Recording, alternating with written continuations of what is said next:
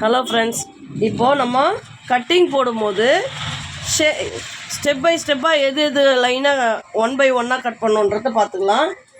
பின் கொடுமா. நீங்கள் கட் பண்ணும்போது ஃப்ரண்ட் பீஸை வந்து இப்படி பின் பண்ணிக்கோங்க. ஓகேங்களா? பின் பண்ணிக்கின்னு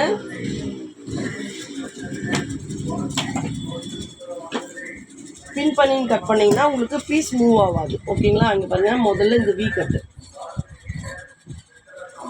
இப்படியே வி கட் பண்ணணும். ஃபஸ்ட்டு கரெக்டாக இந்த வி வரணும். அப்போ தான் நீங்கள் வந்து மார்க் பண்ணுறதுக்கு ஈஸியாக இருக்கும். ஓகேங்களா? இந்த வி கரெக்டாக வர மாதிரி கட் பண்ணுங்கள். நெக்ஸ்ட்டு வந்து ஃப்ரண்ட் நெக்கு கட் பண்ணும்போது மொனா சிசர்லேயே கட் பண்ணுங்கள். நீட்டாக கட் பண்ணிட்டு போகிறீங்க. ஃப்ரண்ட் பீஸ் இப்படி எடுத்துருங்க. இதுவும் 2.5 மார்க் பண்ணிவிட்டு ஸ்கேலில் வச்சு கோடு போட்டு தோராயமாலாம் போடுறேன்னெலாம் பண்ணாதீங்க. ஸ்கேல் வச்சு இன்ச் டேப் வச்சு மார்க் பண்ணிகிட்டே பண்ணுங்கள். ஓகேங்களா? பாருங்க, 1/2 inch நெக்கு ஷேப் எடுத்துடலாம். இங்கே பாருங்கள், பேக் நெக்.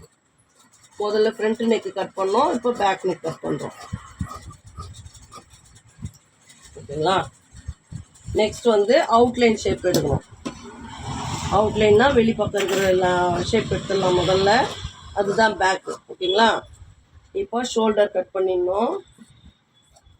இப்போ பாருங்கள், ஃப்ரண்ட் பீஸ் மட்டும் எடுத்துன்னு பேக் பீஸை கீழே மடிச்சிடணும். ஓகேங்களா? மடிச்சுட்டு ஃப்ரண்ட் பீஸை ஷேப் எடுக்கணும்.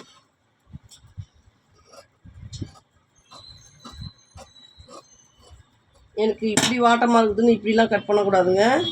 எது எப்படி கட் பண்ணணுமோ அந்த மாதிரி தான் கட் பண்ணணும். ஷோல்டர்லேருந்து தான் இப்படி ஷேப் எடுக்கணும். ஓகேங்களா? Thank you friends. லைக் பண்ணுங்கள், ஷேர் பண்ணுங்கள், சப்ஸ்கிரைப் பண்ணுங்கள்.